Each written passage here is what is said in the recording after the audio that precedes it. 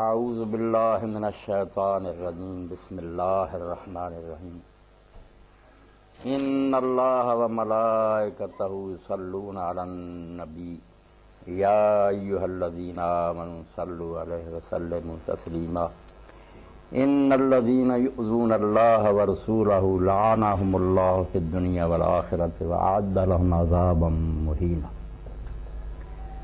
واجب الاحترام سامعین کرام، سورہ احزاب کی دو آیات میں نے آپ کے سامنے تلاوت کی ہیں۔ جیسے کہ ڈاکٹر صاحب نے اعلان کیا کہ وقت کا جو ہے نا موضوع اور ایشو وہ شان رسالت ہی ہے علیہ الصلوۃ والسلام۔ تو اس سلسلہ میں کچھ باتیں آپ کی خدمت میں پیش کرنا چاہتا ہوں، اپنے ایمان کی تازگی کے لیے بھی اور آپ کی ایمانی افزائش کے لیے۔ آپ تصور کریں کہ اگر یہ کائنات ہوتی اور اس میں نہ سورج ہوتا، نہ چاند ہوتا، نہ ستارے ہوتے، نہ روشنی کا کوئی اور انتظام ہوتا، تو یہ دنیا کتنی قبیح اور بدصورت ہوتی، جینا حرام ہوتا، کوئی روشنی نہ ہوتی، ظلمات بعضها فوق بعض، اندھیرے پر اندھیرا ہوتا، کوئی کام نہ چل سکتا۔ تو جس طرح حصی عالم میں اور اس مادی دنیا میں روشنی جو ہے انتہائی ضروری ہے، یقین جانیں جو معنوی دنیا ہے نا روحانیت کی اور اخلاقیات کی، اس میں نبوت اور رسالت کی روشنی اس سے بھی زیادہ ضروری ہے۔ اگر انبیاء علیہ السلام مبعوث نہ ہوتے تو یہ سورج چاند نہ ہونے سے جو اندھیرا ہوتا ہے اس سے زیادہ گپ اندھیرا ہوتا ہے۔ یہ دنیا میں اگر کہیں روشنی آپ کو نظر آ رہی نا، لوگ ناشکر اور احسان فراموش ہوتے لگ گئے، ورنہ مشرق مغرب میں جہاں بھی کوئی اخلاقی حصہ باقی ہے، ابھی کوئی شرافت کا نام ہے، یہ بالکل بہار اب جو دنیا میں آئی ہوئی ہے یہ سب پود انہیں کی لگائی ہے۔ آدم علیہ السلام سے لے کر جو اللہ کے رسول اور نبی مختلف علاقوں میں آئے، ان کا یہ بقیہ ہے، کچھ بچی ہوئی چیزیں امتوں میں جس کی وجہ سے کوئی شرافت، حیا اور دین کا نام باقی ہے، ورنہ جو میں نے مثال دی اس سے زیادہ اندھیرا ہوتا ہے۔ اور اللہ نے سورہ نور میں یہی مثال دی ہے کہ گہرا سمندر ہو، بادل چھائے ہوئے ہیں اور لہر پر لہر چل رہی ہو تو کیسا ہوگا اندھیرا، پھر ہاتھ کو ہاتھ سے لائی نہیں جائے گا۔ بالکل یہی حال ہوتا اگر رسول نبی علیہ السلام اس دنیا میں نہ آتے۔ اور دوسری مثال جو قرآن مجید نے دی ہے وہ یہ ہے کہ سورہ احزاب یہی جو ہے، اس میں فرمایا گیا کہ رسول کریم علیہ السلام کی ازواج مطہرات رضی اللہ عنہ ازواج امہاتہم، کہ رسول ازواج حضور کی بیویاں مومنوں کی مائیں ہوں۔ تو اس سے پتہ چلا کہ رسول کریم علیہ السلام ہمارے والد ہیں، اور اسی لیے صحابہ کرام کے جو کئی مصحف تھے ان میں بین السطور لکھا ہوتا تھا وَهُوَ ابو اللہ، کہ رسول کریم علیہ السلام والد ہیں۔ اور سید ابو الحسن ندوی رحمۃ اللہ علیہ کا ایک لیکچر تھا، بڑی پیاری بات کہی کہ باپ سے ہمیں صرف یہ مادی زندگی جو نا فزیکل لائف ملتی ہے، کہ باپ کے ذریعے سے ہم دنیا میں آئے، بڑا احسان ہے اس کا۔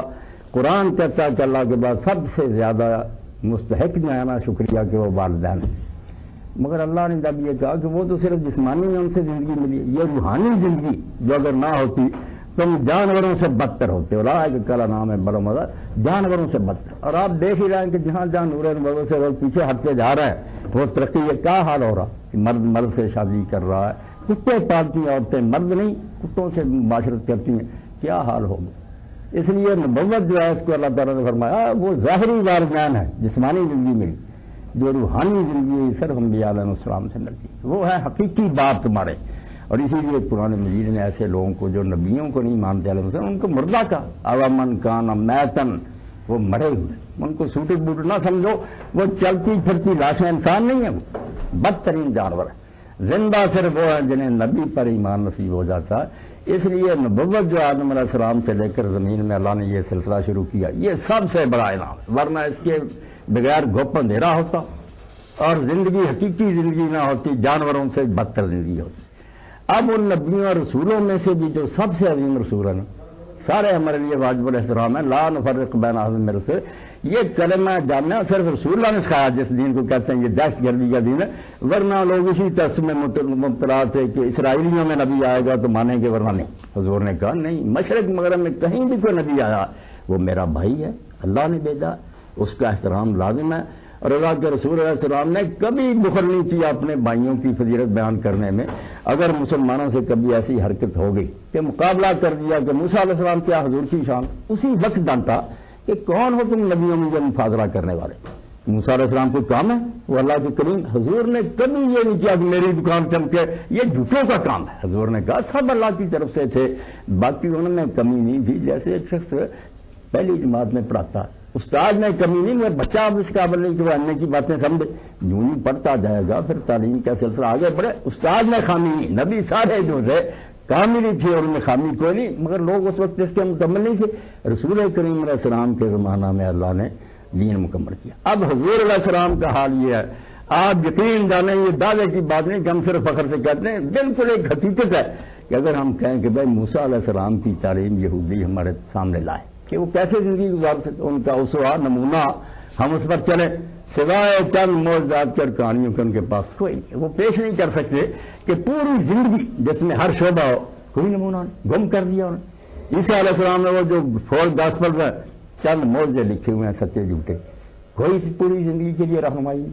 اب اگر دنیا میں کوئی رہنما ہے نا، مینار نور تو ہے ظلمت گہے جان، یہ فخر سے نہیں حقیقت ہے کہ سوائے رسول کریم علیہ السلام کے کسی کی تعلیم اور آپ کا اسوہ جو اس کے بغیر کسی کا اسوہ محفوظ نہیں۔ امتوں کی بدقسمتی ہے، انہوں نے وہ فوٹ پرنٹس گم کر دیے، نشان نہیں رہے، اب وہ اڑے رہے اپنے گروہ پر، اس کا نتیجہ پھر یہ کہ گمراہی میں بھٹکیں گے۔ اب اگر کوئی ہدایت چاہتا ہے نا سیدھا راستہ، تو سوائے ایک بارگاہ کے کوئی بارگاہ نہیں، اور وہ آستانہ ہے محمد رسول اللہ صلی اللہ علیہ وسلم۔ رہ جائیے کہ آپ تحقیق کریں، ریسرچ کریں، دلیل اور برہان کے ساتھ جس کی ہر شے موجود ہے نا، کہ حضور کے زمانہ میں اگر ہوتے تو جو کچھ ہم نے دیکھنا تھا نا وہ اب بھی ہم کتابوں میں دیکھ سکتے ہیں۔ کوئی شخص اس بارے میں محسوس نہیں کر سکتا یار میں حضور کے زمانہ میں ہوتا یہ دریافت کرتا، صرف فلم نہیں بنی ظاہری، ورنہ ہر شے ریکارڈ میں موجود۔ اس لیے زندہ نبی جو ہے نا، جس کو دوسرے لحاظ سے سب زندہ ہے، آخرت میں سب ہیں، مگر اس لحاظ سے کہ تعلیم کس کی باقی ہے کسی امت کے بعد کیا نہیں کہیں کہ بھائی ہم عیسائی ہوتے ہیں، یہودی ہوتے ہیں، کوئی زندگی کا نمونہ پیش کرو نا۔ میں شادی کرنا چاہتا ہوں، بچے جانتا ہوں، کماتا ہوں، خرچ کرنا ہے، عدالت کر، نمونہ کوئی بھی، صرف بحثیں ہیں، جھگڑے ہیں کہ عیسائی ہو جائے یہودی ہو کر کہے کیا، نمونہ نہیں۔ روشنی اور نور اگر موجود ہے نا دنیا میں صرف حضرت محمد رسول اللہ صلی اللہ علیہ وسلم۔ اس لیے یہ ظلمت کے پرستار جو ہے نا، یہ سازشیں معمولی نہ سمجھے، یہ جو چمگادر ہے نا ان کو پتہ ہے کہ باقی انبیاء کی تعلیم تو پہلے ہی مٹ چکی، یہ رسول اللہ معاذ اللہ بدنام ہو جائے نا، ان کو بدنام کر دیا جائے گی۔ کون سا نبی تھا، اتنی بیویاں تھیں، جنگیں لڑتے، حرام زادے، چاہتے ہیں کہ چمگادروں کی طرح اس روشنی پر پردہ ڈال دنیا محروم ہو جائے، اور پھر اندھیروں میں یہ بھٹکاتے پھر جانوروں سے بدفعلیاں کریں، گھوڑوں سے بدماشیاں کریں، عورتیں ادھر لے جانا چاہتے ہیں رسول اللہ سے دشمنی۔ اسی لیے اللہ تعالیٰ اس آیت میں فرماتا ہے، پہلی آیت میں پڑھوں گا مگر دوسری پہلے سنیں، ان الذین یؤذون اللہ ورسولہ، جو اللہ کو دکھ دیتے ہیں اور رسول کو دکھ دیتے ہیں۔ اب دکھ تو رسول اللہ کو دیتے تھے، اللہ کو نہیں دیتے تھے، وہ منافق اور بے ایمان رسول اللہ پر اعتراض کرتے تھے کہ اس کی بیوی عائشہ نے یہ کیا، معاذ اللہ حضور یہ کرتے، مگر اللہ نے اللہ کا ذکر کیا کہ اللہ کو دکھ دیتے، اللہ رسول کو برچ کر دیا۔ کیوں؟ رسول اللہ سے الگ نہیں ہے، یقین جانے یہ ٹھیک ہے اللہ رسول اس کے بندے، مگر ہدایت کے لیے نا اگر کوئی شخص اللہ رسول کو جدا کرے کہ میں اللہ کو مانتا رسولوں کو نہیں مانتا، اللہ گواہ سوائے گمراہی کے اس کے پلے کچھ نہیں پڑے گا۔ رسول کے بغیر اللہ کہاں ملے گا؟ اللہ ہر ایسی بات کرتا، اس نے وحی کا سلسلہ قائم کیا، چن لیے برگزیدہ آدمی کہ میں ان کو میسج دوں گا، یہ آگے کنوے کریں گے۔ جو رسول کو نہیں مانتا اس نے دراصل اس تار کو توڑ دیا جس سے کرنٹ آنا تھا، اب ہدایت نہیں مل سکتی۔ اس لیے یہ ظالم رسول اللہ کو جو دکھ دیتے تھے، اللہ نے یہ نہیں کہا کہ صرف رسول کو دکھ دے، فرمایا یہ اللہ کو رسول کو دکھ دے، یہ بتانے کے لیے کہ دین میں اللہ رسول جو ہے نا یہ بالکل ایسے ہیں کہ ان کو الگ نہیں کیا جاتا۔ اگر ہدایت مطلوب ہے، اللہ کو مانتے ہو، دین پر چلنا، تو رسول کا دامن پکڑا پڑے۔ جو رسول پر اعتراض کرتے ہیں، اس کو برا کہتے ہیں، وہ اللہ پر اعتراض کرتے ہیں کہ اللہ نے غلط انتخاب کیا، ایسا آدمی کیوں چنا، بے ایمان خدا کے دشمن ہے۔ اور ان کی سزا کیا، لعنہم اللہ فی الدنیا والآخرہ، یہ نہیں کہا کہ آخرت میں، فرمایا دنیا میں بھی اللہ نے ان پر لعنت کی ہے، آخرت میں بھی ہے۔ یہ دنیا میں لعنت ہے جو ہم کر رہے ہیں نا، یہ احتجاج ہے، ساری دنیا چیخ رہی ہے، ان پر پھٹکار بھیج رہے ہیں حرامیوں پر، یہ دنیا میں لعنت ہے۔ اور اگر موقع ملے گردنیں اڑا دیں، وہ لعنت ہے جو دنیا میں، صرف زبانی احتجاج نہیں، یہ ہماری بدقسمتی ہے۔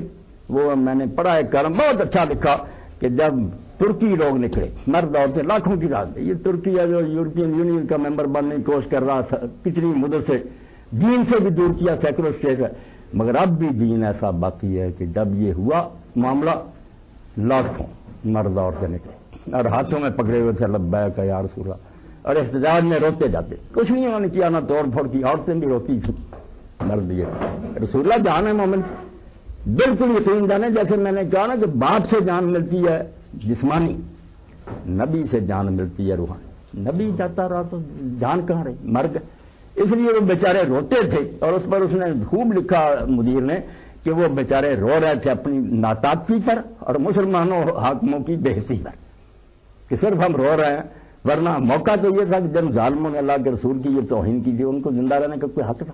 یہ اللہ نے جو کہا کہ اللہ نے ان پر دنیا میں بھی لعنت کی اور آخرت میں، لعنت کا یہ مظہر ہے کہ اگر ہم زبان سے لعنت کریں وہ بھی، ورنہ موقع ملے سر اڑا دیں، زندہ نہیں چھوڑ سکتے، اور اس میں ہم معافی کا بھی حق نہیں رکھتے۔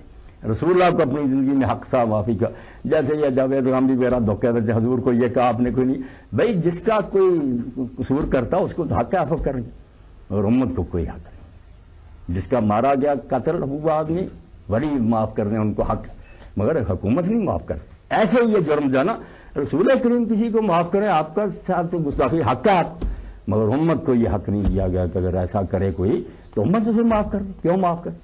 اور اس پر آپ یقین جانیں دنیا اسلام میں جو سب سے اعلیٰ کتاب لکھی گئی، اب بھی کوئی مرد مومن اٹھے اور اس کا اردو ترجمہ کرے 700-800 صفحے، وہ شیخ الاسلام ابن تیمیہ رحمۃ اللہ علیہ کی کتاب الصارم المسلول علی شاتم رسول، کہ رسول کو گالی دینے والے کے لیے ننگی تلوار کھینچی ہوئی میان سے 600-700 سوال۔ اور حقیقت ہے کہ جو لوگ ان کے مخالف بھی ہیں، میرے بڑے دوست بھائی، وہ بھی مانتے ہیں کہ یار شیخ الاسلام کی اس کتاب سے بہتر اس موضوع پر کوئی نہیں لکھا۔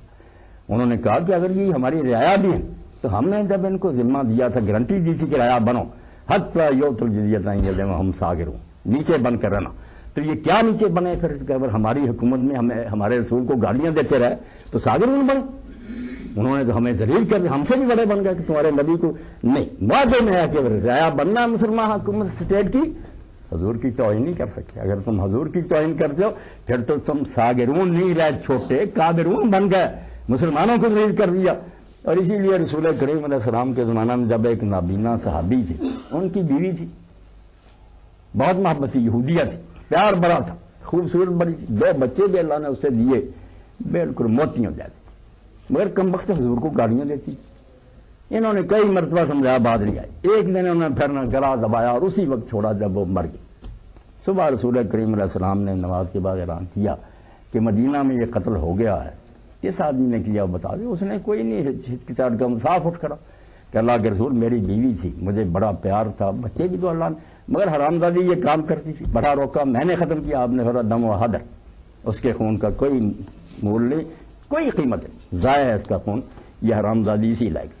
اب یہ ہماری بے بسی ہے جس پر وہ نے ٹھیک لکھا کہ وہ بیچارے روتے جاتے تھے مرد عورتیں کہ ہم بے بس ہیں، ہمارے پاس کوئی طاقت نہیں، حکومتیں بے غیرت ہیں، ورنہ یہ کیوں ضرورت کرتے کہ اللہ کے رسول کی جو روشنی کا مینار جس کی وجہ سے صرف نور باقی ہے، ورنہ آپ تصور کر لیں کہ جیسے سورج چاند اور یہ لائٹیں نہ ہوتی کتنا گپ اندھیرا ہوتا۔ اگر نبی اور رسول دنیا سے ان کی تعلیم ختم کر دے اس سے زیادہ بدتر اندھیرا، پھر یہاں روحانیت اور شرافت رہ بھی نہیں، اور ان میں سے بھی بالخصوص محمد رسول اللہ، کیونکہ دوسرے انبیاء کی تعلیم بدقسمتی سے ضائع ہو چکی، ان کا قصور نہیں تھا، امتوں نے حفاظت نہیں کی، یہ آخری نبی تھے۔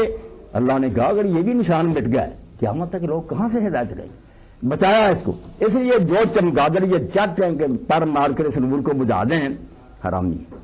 میں اپنے ذہن میں سمجھتا ہوں کہ گردش کر رہا مولانا مرزا خان بریلوی رحمۃ اللہ علیہ کا شعر بڑی پیاری بات ہے، حضور کے بارے میں فرماتے ہیں جہاں نظر پڑی نہیں وہاں ہے رات آج تک، جہاں حضور کا دین نہیں پہنچا وہیں اندھیرا، جہاں نظر پڑی نہیں وہاں ہے رات آج تک، وہیں سحر ہوئی جہاں جہاں گزر گیا۔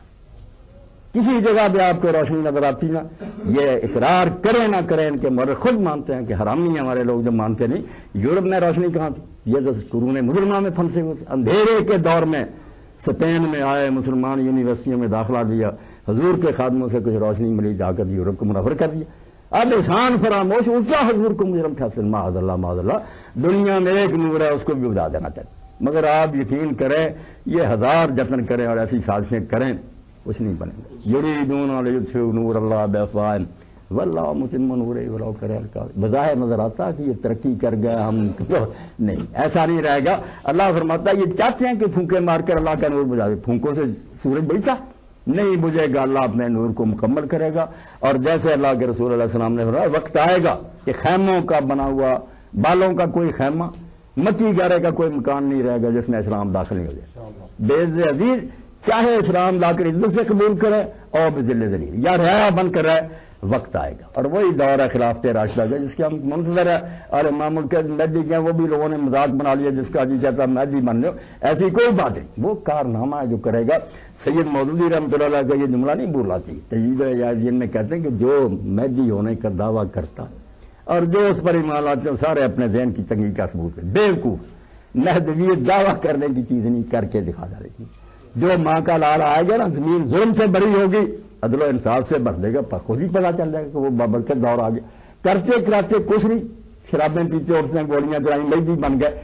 تو مشرق سے مغرب تک یمن اور کستم وادرا، زمین ساری نظر ورلڈ اسٹیٹ ہر جگہ اسلام کا نور چمکے. وہ دور آئے گا، دنیا اس کو روک نہیں سکتی. مینار نور تو ہے ظلمت گہے جان، تیری طرف ہے آنکھیں اس بحر بے کران. دنیا ساری حضور کی طرف مجبور ہو کر آئے گی. عہد جدید گرچہ ظلمت میں مبتلا ہے، بے اختیار تیری جانب کو بڑھ رہا ہے. جیسے جیسے علم آگے بڑھے گا آنا پڑے گا. سوائے رسول اللہ کے دنیا مجبور ہے. کہاں سے لائیں عیسیٰ علیہ السلام کی تعلیم؟ موسیٰ علیہ السلام گم ہوگی. کرشن اور آرام کے چند قصوں کے ساتھ ہندوؤں کے پاس کیا؟ اگر یہ مطالبہ کیا بھائی ہم نے زندگی گزارنی، ہمیں کوئی نمونہ چاہیے ساری زندگی کے لیے کہ مسجد میں کیا کریں، بیوی بچوں میں کیا کریں، عدالت میں بیٹھ کے، کہاں یہ نمونہ؟ اعتراف کرنا پڑے گا کہ اگر ملے گا تو صرف ایک سے ملے گا، اور وہ ذات اقدس ہے سیدنا محمد رسول اللہ صلی اللہ علیہ وسلم. اس لیے سے روشنی کا جو دشمن ہے نا، وہ کائنات کے ساتھ ایسا ظلم کرنا تھا کہ اللہ فرماتا ہے یہ اللہ کو دکھ دیتے ہیں. اللہ نے جو نظام بنایا دنیا کے لیے مٹانا چاہتے کہ یہ روشنی بجھا دی جائے.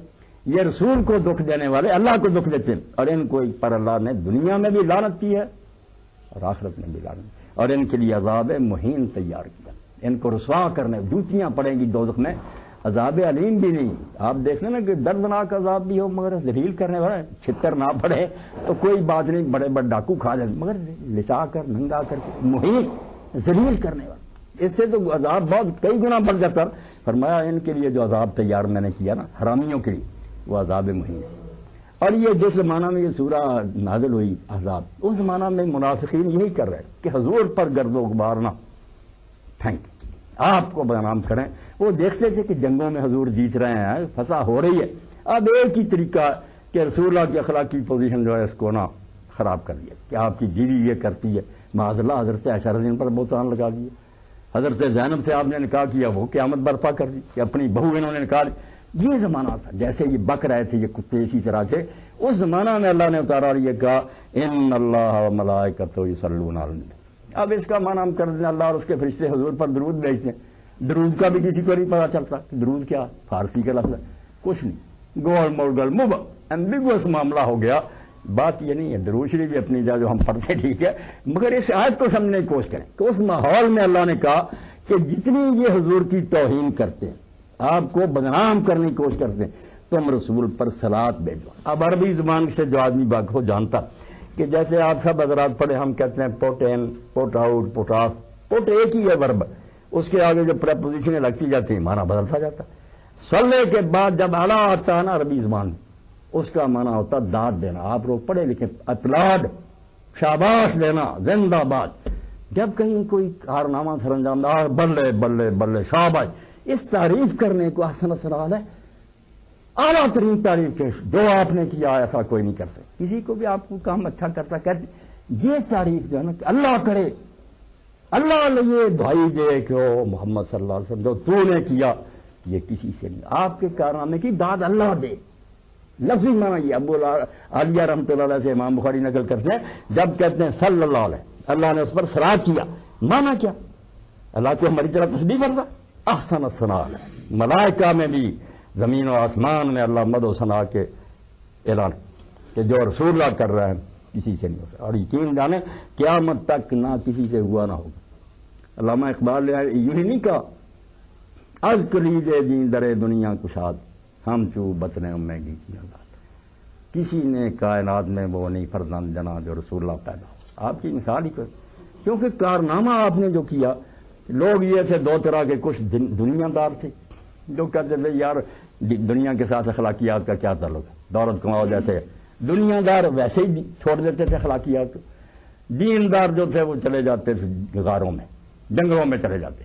یہ دین دنیا دونوں کا مکسچر جو ہے نا, کہ دنیا میں منہمک اور سب سے بڑے دیندار, یہ نہیں کام ہو سکا کسی سے.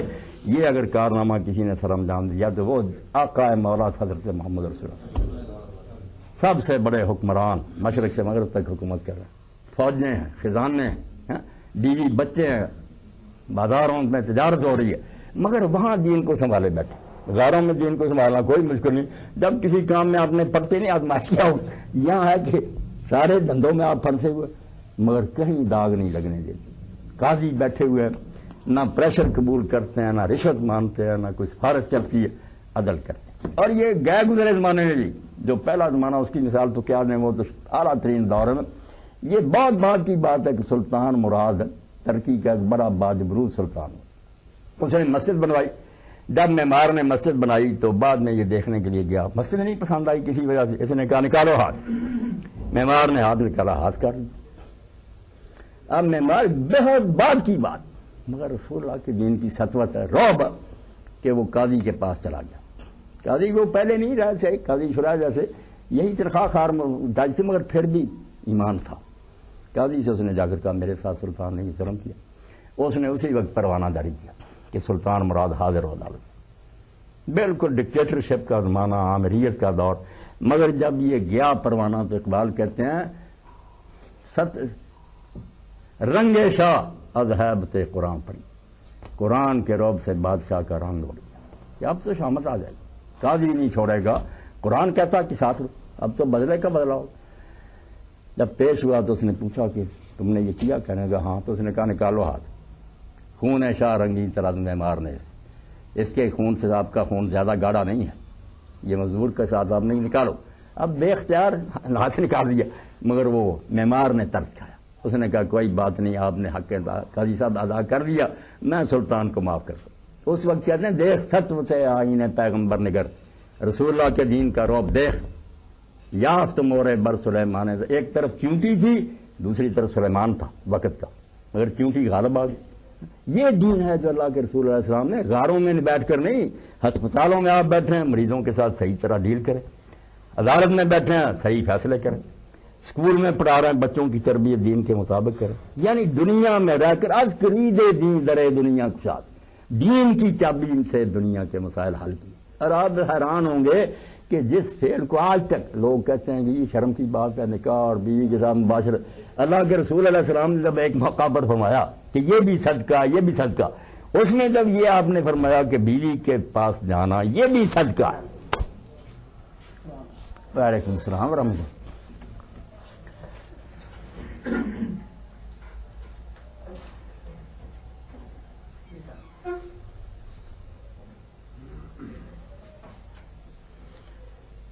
تو حضرت ابو ذر غفاری رضی اللہ عنہ چونکہ درویش منش آدمی تھے, انہوں نے یہ سن کر کہا کہ اللہ کے رسول آپ نے فرمایا بیوی سے مباشرت جو ہے یہ صدقہ ہے, یہ تو دنیا کا دھندا. آپ نے فرمایا وہ زمانہ گیا جب دین دنیا الگ تھی. جو شخص یہ خواہش پوری کرتا ہے اللہ کے حکم کے مطابق حرام کو چھوڑتا ہے زنا کو, اور اللہ کا حکم مانتا ہے کہ حلال بیوی کے, اس نے بات نہیں شرم نام, وہ زنا کرتا تو مجرم ہوتا ہی نہیں. اگر اس کو چھوڑا تو اللہ کا حکم سمجھ کو چھوڑا, سمجھ میں آ گئی بات. تو یہ کام جو اللہ کے رسول نے کیا نا, آپ ساری تاریخ کھنگال لیں, کسی سے نہیں ہوا کہ دین اور دنیا کا اجتماع, یہ مکسچر آف اپوزٹ دل کہ ان مل چیزیں دونوں اکٹھی کر, سب سے بڑا دیندار اور سب سے بڑا دنیا دار. یعنی حکمران بھی اتنا بڑا کہ سندھ سے لے کر وہ اسپین تک حکومت کر رہا, اور درویش اور عابد رضا ہے, ان کی حکومت سے فاحی رمد غریب سلطنت اہل دل فقر ہے شاہی نے. ان کی حکومت کا ہم پڑھتے ہیں تو پتہ چلتا کہ وہ حکومت کیا تھی. تخت پر بیٹھ کر فقیری تھی. لوگ جمعے کے خطبہ میں منتظر ہیں کہ امیر المومنین عمر رضی اللہ تعالیٰ عنہ دیر سے آئے, تو لوگوں نے شکایت کی کہ آپ نے پریشان کیا. فرمایا ہوا اللہ ہوا اس کے سوا میرا کوئی اور لباس ہوتا نا, میں یہ دھونے کے لیے دے آتا, دوسرا پیرا یہی خشک ہوتے میں دیر لگ گئی, اس پر بھی 8 پیوان تھی. یعنی یہ فقیری تخت پر بیٹھ کر یہ صرف اللہ کے رسول محمد مصطفیٰ صلی اللہ علیہ وسلم نے یہ کر کے نہیں ہو سکا۔ اب یہ ظالم حرامی سارے چاہتے ہیں کہ باقی روشنیاں تو پہلے بول گئی ہیں لوگوں کی اپنی، کسی نبی کی تعلیم محفوظ نہیں رہی۔ یہ ہے اگر اس کو بھی گم کر دیا جائے نا، پھر ہم اندھیروں میں بھٹکاتے پھریں گے انسانوں کو، مگر اللہ یہ بجھنے نہیں دے گا، بالکل یہ نور قائم رہے گا۔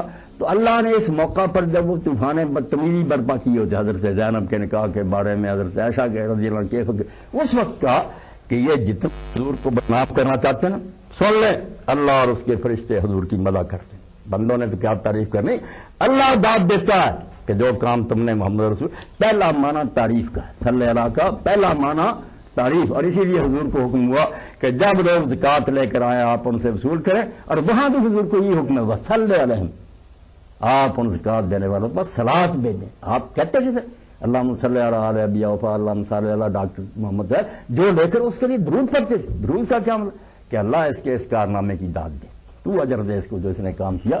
تو پہلا معنی جو اللہ نے کہا وہ یہ کہ جتنا حضور کو یہ بدنام کرنے کی کوشش کرتے ہیں، ان کے سامنے اعلان کرو کہ تمہارا تھوکا تمہارے منہ پر آئے گا، اللہ حضور کی تعریف کرتا، اس کے فرشتے آپ کے نغمہ خواں ہیں، اور ہمیں بھی حکم ہوا یا ایھا الذین آمنوا صلوا علیہ، پہلا معنی کہ اہل ایمان حضور کی تعریفیں کرو۔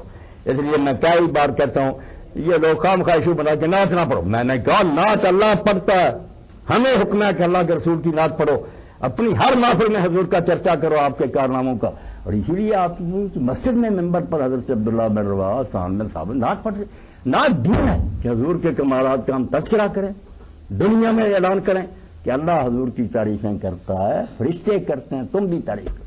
اور دوسرا معنی جو صلاۃ علی النبی کا ہوتا ہے وہ ہے گرویدگی اور محبت۔ آپ کسی پر بیٹھ جاتے ہیں نا، ایک تو پیار ہے میں محبت کرتا ہوں یہ سر سے ہی، اتنا پیار کہ آپ نے اس کو اپنے نیچے لے گیا، اس کے اوپر بیٹھ گئے، اتنی فریفتگی اور گرویدگی کی عربی زبان میں صلاۃ علی کہتے ہیں۔ اللہ کہتا تم کم بخت ہو، اللہ کے رسول سے دشمنی کر دو، اس لیے اہل ایمان تم بھی حضور سے سب سے بڑھ کر۔ اور دوسرا معنی محبت کا، انتہائی محبت، اور اسی لیے اللہ کے رسول علیہ السلام نے فرمایا، صحیح بخاری میں دیکھ لیں، حضرت ابو بکر حضرت انس فرماتے ہیں، ابو ہریرہ فرماتے ہیں کہ اس اللہ کی قسم جس کے ہاتھ میں محمد کی جان ہے صلی اللہ علیہ وسلم، تم میں سے کوئی مومن نہیں ہو سکتا جب تک اپنے باپ سے، اپنی اولاد سے اور سارے جان کے لوگوں سے بڑھ کر مجھ سے محبت نہ کرے۔ اس لیے سب کو لٹ جائے کوئی نہیں، رسول اللہ ہاتھ سے چھوٹ جائے مسلمان کا کچھ بھی باقی نہیں رہتا۔ یہ فرمایا کہ مومن نہیں، تو دوسرا معنی صلاۃ کا محبت، کہ اللہ تعریفیں کرتا ہے حضور کے کارناموں کی، اللہ آپ سے محبت کرتا، اہل ایمان تم بھی محبت کرو۔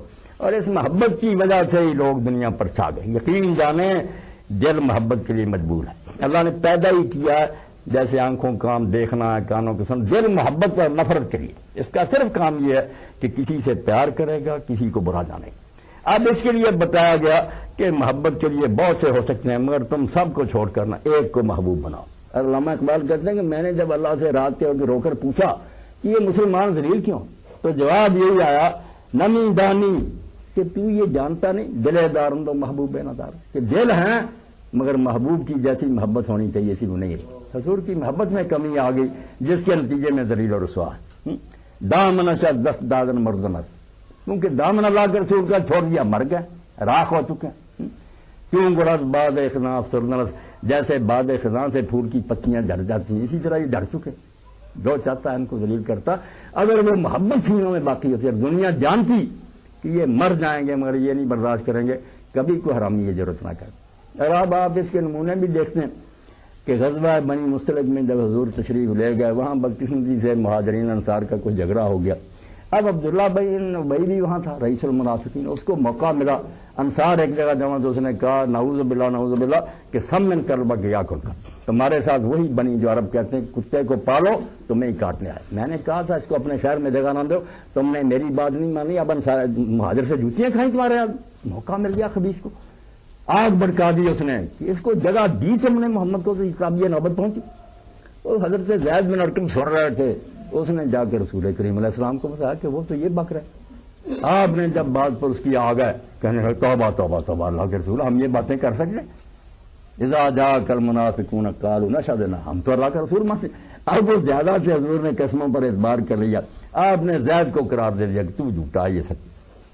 صحیح بخاری میں فرماتے ہیں سورہ منافقون کا شان، مجھے اتنا غم ہوا کہ میں نے صحیح رپورٹ کی تھی، الٹا میں جھوٹا ہو گیا۔ مدینہ جا کر میں کئی دن باہر نہیں نکلا۔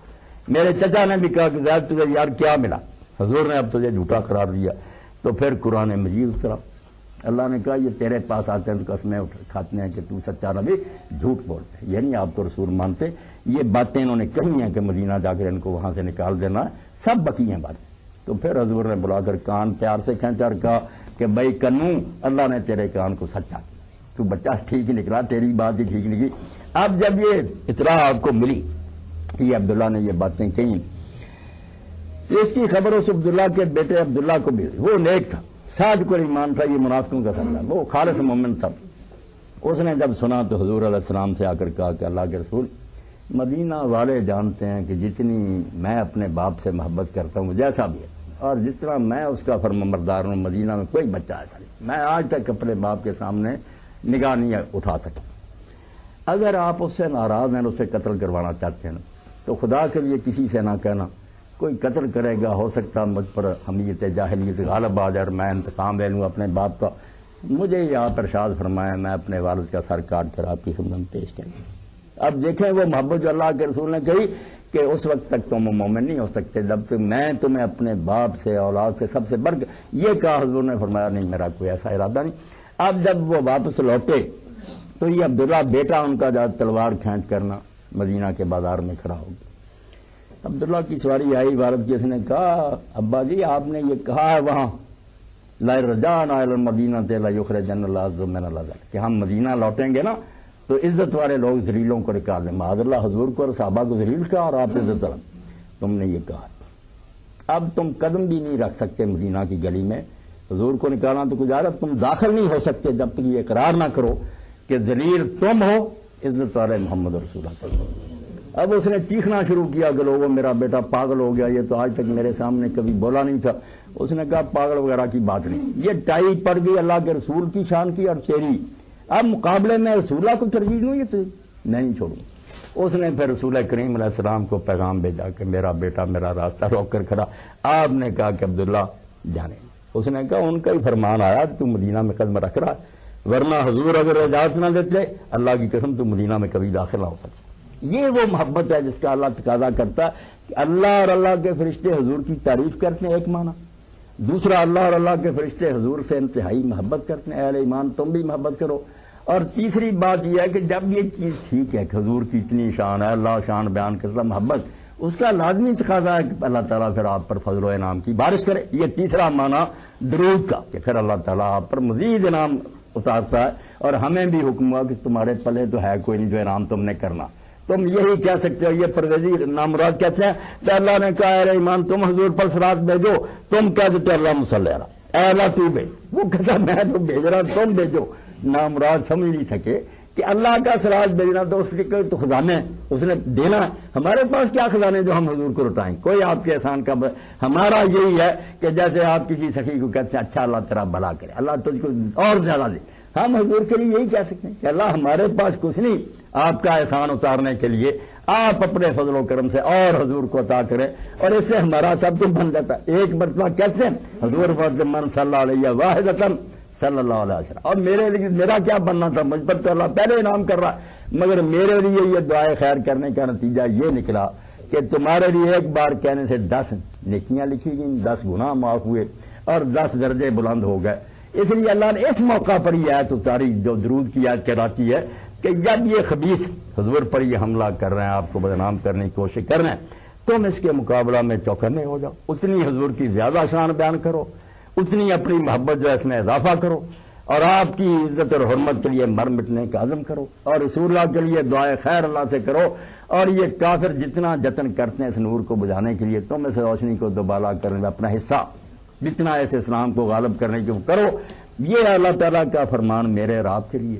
اس لیے اس بات میں لگ جانا، یہ وقتی احتجاج بھی بالکل لازم ہے، اس کے بغیر چارہ نہیں، مگر ہونا تو چاہیے۔ وہ بات آخر میں کہوں، جو مولانا عبید اللہ سنگھ جی جب یہ سوشلسٹ انقلاب آیا تو مولانا ملکوں میں گھوم رہے تھے، یہ رشیا بھی گئے تو اسٹالن اور لینن سے ملاقات ہوئی، جب واپس آ کر انہوں نے بیان کیا علماء کے بندے روکتے تھے۔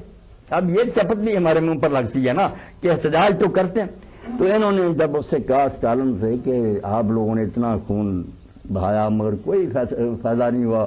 امیر غریب کا مسئلہ ویسے ہی رہا. اور رشیا تو پھر آپ جانتے ہیں کہ درآمد کرنے لگا غلہ وغیرہ, اتنی خرابی ہوئی اس نظام سے, کوئی فائدہ نہیں ہوا. تو اگر اسلامی نظام معیشت کو آپ رائج کریں, بتایا سارا اسلام کا جو اکنامک کا سسٹم تھا. اب مولانا کہتے ہیں سننے کے بعد اس نے کہا مولانا میں نے آپ کی باتیں سن لی, بہت اعلیٰ نظام ہے, مگر اب بھی 28-29 ملک آپ کے ہیں, آپ بتائیں نا جہاں یہ نظام چل رہا ہے, میں وہاں اپنا ڈیپوٹیشن بھیجتا ہوں, اگر وہاں یہ برکات اور یہ نتائج سامنے آئے تو ہم پاگل ہیں کہ اس کو نہ درآمد کریں. تو مولانا کہتے ہیں سوائے رونے کے میرے پلے کچھ نہیں تھا. آنسو بہے, میں رویا کہ ہماری بدبختی ہے کہ ہم باتوں میں تو کہتے ہیں کہ رسول اللہ کے نظام سے بہتر کوئی نظام نہیں, ہمارے کسی ملک میں نہیں چل رہا. اب یہی حال ہے نا, احتجاج ہوگا, چیخے چلائیں گے, کچھ جلا دیں گے, مگر اگر اس طرف توجہ دلائی جائے کہ یار اپنی زندگیوں میں تبدیلی کرو, کچھ خدا کے بندے بنو, مسجدوں کی طرف رخ کرو, یہی جو ہے نا اٹھائے پھرتے جھنڈے, اذان ہوگی کوئی مسئلہ نہیں آئے. اب غیر مسلم کیا سمجھے کہ اتنے حضور کے دیوانے ہوتے تو حضور تو آواز دے رہا ہے یا رسڑا جائے ہی نہیں. تو اللہ مجھے اور آپ کو توفیق دے کہ صرف زبانی احتجاج تک نہ رہیں, عملاً غلبہ اسلام کے لیے اپنی کوششیں جو ہے نا ان کو تیز کریں, پھر اللہ کی مدد بھی آئے گی اور انشاءاللہ ایسے ظالم ذلیل ہو جائیں گے اور کبھی پھر جرت نہیں کریں گے اللہ کے رسول کی شان میں گستاخی کی. وآخر دعوانا الحمدللہ رب العالمین وصلی اللہ تعالی علی خیر خلقہ سیدنا مولانا محمد وآلہ وصحبہ اجمعین.